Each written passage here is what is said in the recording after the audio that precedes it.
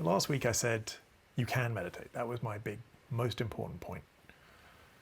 And the second point I wanted to make was just that when you meditate for the very first time, you notice this very important insight of meditation, which is that you are not as in control of your mind as you might think. We might think we're in control, but as soon as you just ask your mind to focus on the breathing, you realize how it might focus on the breathing for a second or two, but very quickly it wants to go and do something else. So this mind thing, it's kind of tricky, and a lot of meditation is about starting to explore our mind and to learn more about it, to become more familiar with it. And sort of the underlying premise of that is that the mind's amazing. It's absolutely incredible, absolutely extraordinary. But it is flawed. There are a couple of pretty serious issues with our mind. And I just want to take a look at a couple of those, but I don't want to lose sight of the fact that it is amazing. It's absolutely amazing. It's processing literally thousands of inputs every second from your eyes, from your ears, all those sensations on your skin that you can feel. All of that's being processed by your mind, and it's filtering out so that you only pay attention to things that are really important. But it's taking in everything. It's processing all of the chemistry in your body to work out, what levels you have and what levels you need. All of that's being processed within your body. Then on the sort of mundane daily life stuff, you're able to sort of, go shopping or drive a car. Driving a car is pretty complicated. You're able to take these inputs of other cars, how fast they're going, whether or not you can get out in time. All of that stuff's going on. You're able to sort of compare spaces, all in real time. All that processing is happening in real time, moment to moment. You're able to see what's going on. You're able to hold down a job, deal with finances, hold down relationships, have family, friendships. We'll do all these things. Some of us play sport and we can hit a moving ball, which is just incredible, really. We can go for a walk, appreciate sunsets, listen to a symphony. So many things that the mind enables for us. But it is flawed. And I tend to think of this as that there are sort of a couple of ways it's hardwired. It's just part of being human. There are a couple of things about the mind that are hardwired. I wouldn't say wrong. They're definitely sort of there for a reason, but they're not there to make you happy, that's for sure. And then, of course, there's the whole bunch of flaws that happen in our mind just by living from when we're kids. We've got parents who may have been great, but they were still imperfect. And certainly as a kid, we probably interpreted things imperfectly. We had some good teachers, but we had some not so good teachers. We've all had relationships and experiences of heartbreak, betrayal, loss.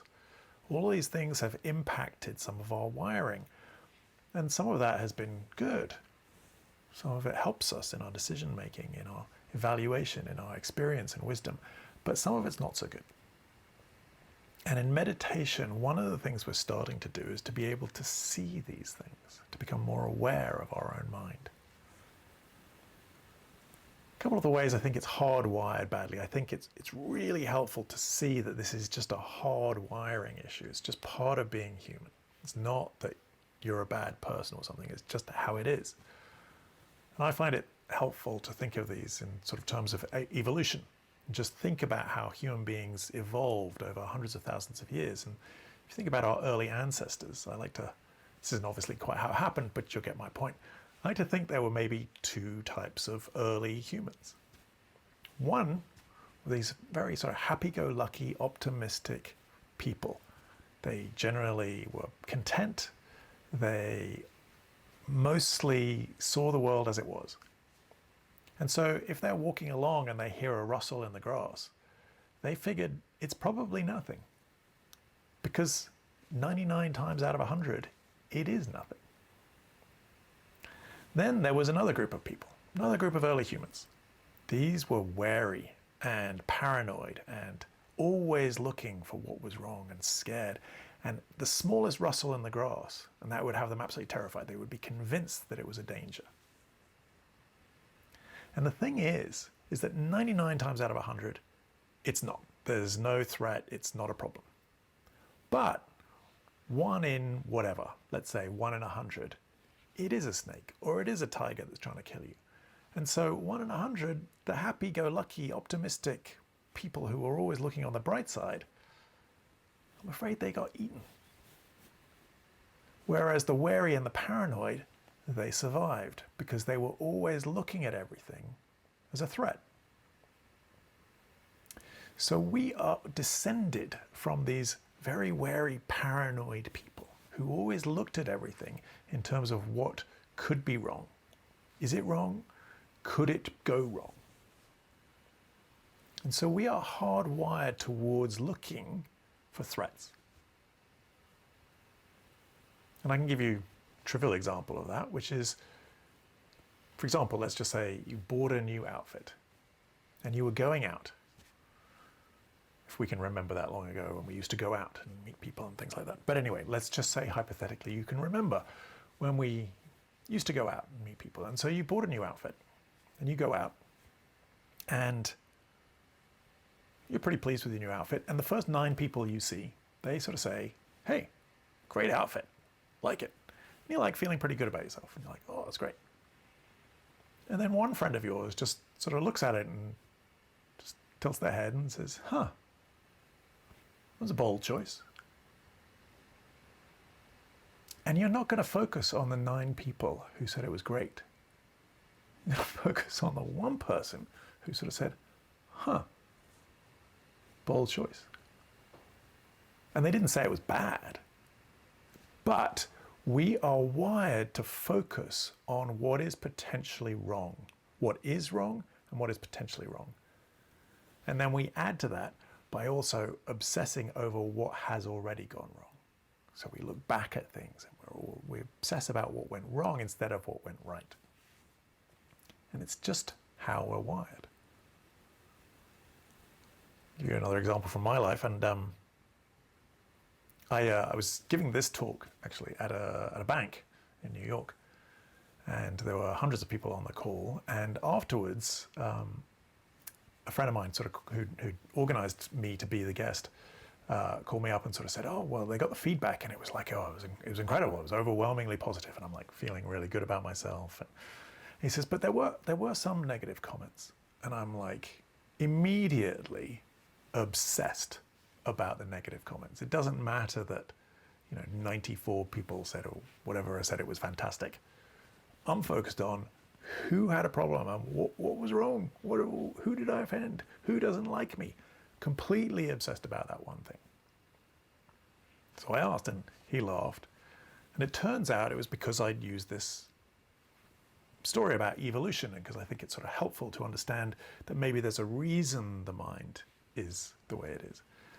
And unfortunately, somebody who had listened to the talk didn't believe in evolution, so they kind of had a problem with the talk. Anyway, so I felt a bit better about it. But I do partly tell that story, partly just to illustrate how one obsesses immediately on the criticism and not on the praise. But also just because if you don't believe in evolution, then I'm sorry. And you just have to ignore all of this stuff about evolution. And you can just accept that for some reason God just made us this way. So we are descended from people who are very wary and paranoid, always looking at threats. So we are hyper-vigilant about threats. Another way that we're wired is we're wired towards dissatisfaction. What do I mean by that? Again, you've got these happy-go-lucky, optimistic people 100,000 years ago. And then you've got these people who were just never content. Happy-go-lucky, optimistic people, go into the world, feeling good. These were nice people to hang around with, always positive. As they're getting ready for winter, they're storing all their food, and at some point they go, yeah, I think we got enough. We're content. I think we have enough. This was enough for last year. I think it'll be enough for this year. Meanwhile, there are the people who are like paranoid and worried and dissatisfied, and they They are wired to constantly believe they don't have enough. So it doesn't matter what they've got, they want more.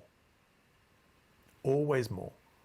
And it doesn't matter how much they've got, they're not happy with what they've got. They want more. And then one year there's a terrible winter and it just goes on and on and on. And the happy, optimistic people, I'm afraid they didn't make it. But the people who were completely paranoid and dissatisfied with what they had and kept wanting more and more and more, yeah, they survived.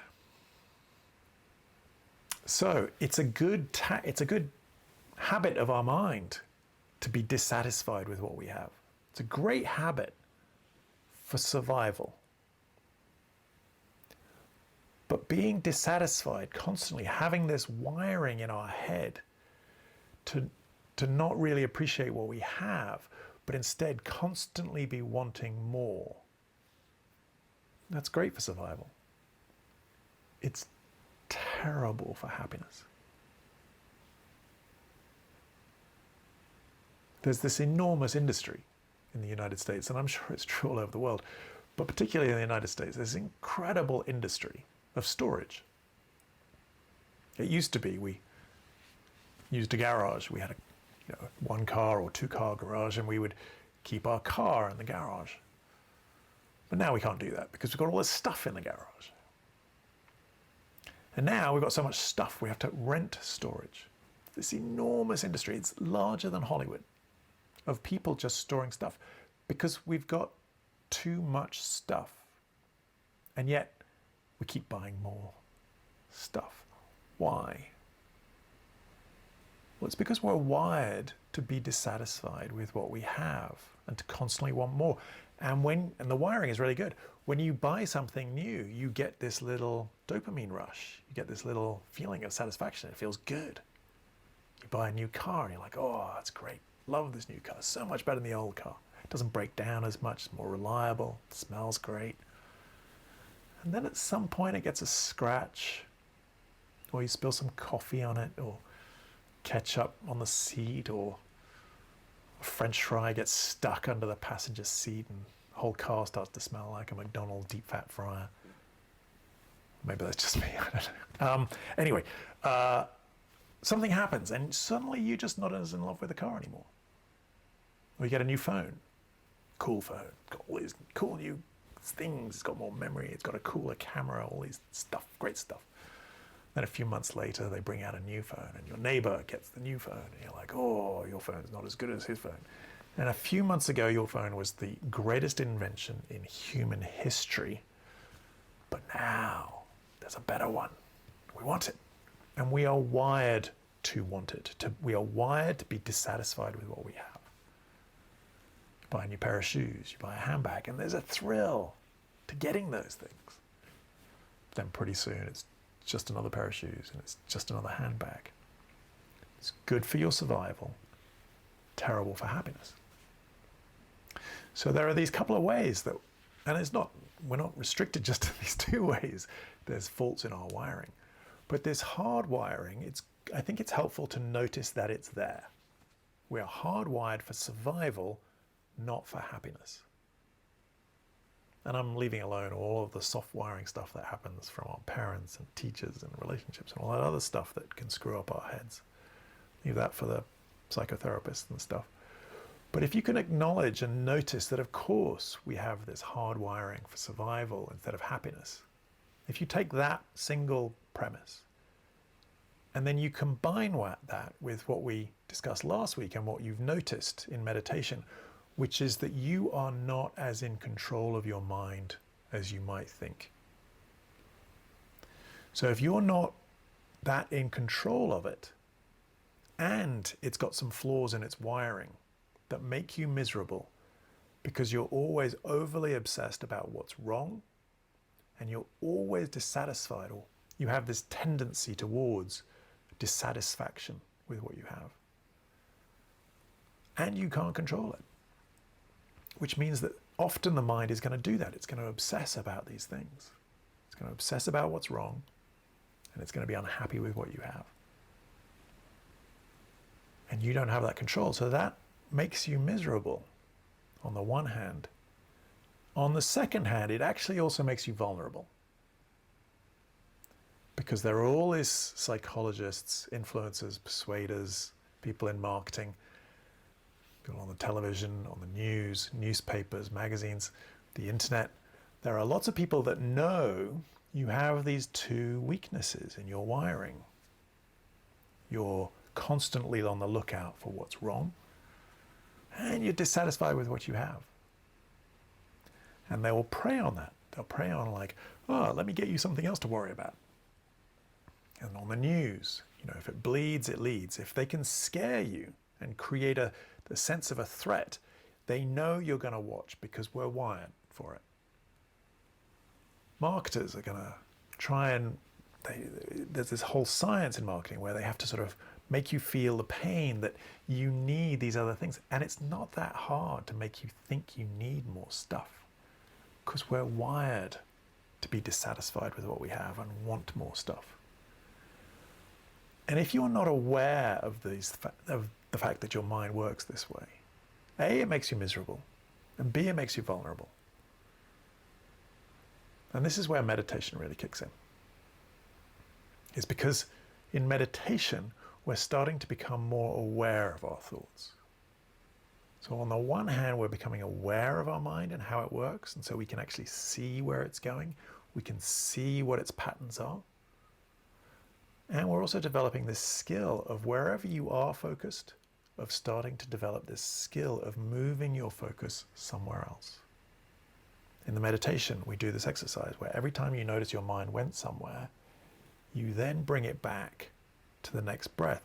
So you're training yourself in this ability to redirect your mind. So long as you're aware of where it's gone, you're aware of the fact that it's got some flaws, that sometimes we are going to overly obsess about what's wrong. You're going to overly obsess about not having enough, not being enough, be dissatisfied with what you have. If you can notice that your mind's doing that, then you can make a decision. Now, the ability to see that things are wrong, that there are things that are wrong, because we all know there are plenty of things that are wrong, especially right now. Plenty of things to worry about. And it's not wrong to worry about them. What is unhelpful is when the mind goes off automatically down a path and obsesses about what's wrong, without us realizing that that's happening. So it's fine to acknowledge what's wrong, to be aware of what's wrong, to think about what's wrong. But it's also good to be able to be aware of that's where the mind is going. You can notice it today with the whole coronavirus thing. There's so much bad news, and we can obsess about it. We can obsess about how many people are sick. All these people that we know are sick. People are dying. A lot of people are grieving. It seems extremely unfair. We can get very upset about possibly policy errors that we might believe have been made that have led us to this point. And goodness knows, the media and the newspapers, this is their job, is to get eyeballs, to tell us these things. But they know that the best way of doing this is to scare us, to get us upset. And it's fine to be informed, and it's fine to watch the news, and it's great to know what's going on, and it's fine to have an opinion. And maybe you are absolutely right that there have been these mistakes made, that perhaps they shouldn't have been made. That's all fine. But are you in control of that journey that your mind goes on, or is your mind running the show? In meditation, we're just starting to become more aware of where our mind is from moment to moment. And then given that the mind does this, it goes on these journeys under our control, and it goes off in unhelpful directions, making us miserable, making us worry about things, fear things, get anxious about things. And it can really spin and take us down that rabbit hole of frustration, anxiety, stress. That it's nice to be able to take a break. And in some ways, meditation is simply a way of interrupting those thought patterns. So we pause, We place our attention for 5 minutes, 10 minutes, whatever. We place it somewhere else. And metaphorically take a breath, as well as literally taking a breath. And that's why we feel better, because the mind when it runs on its own and it's in control, it doesn't necessarily take us to a nice place. This is a way of interrupting it and taking a break.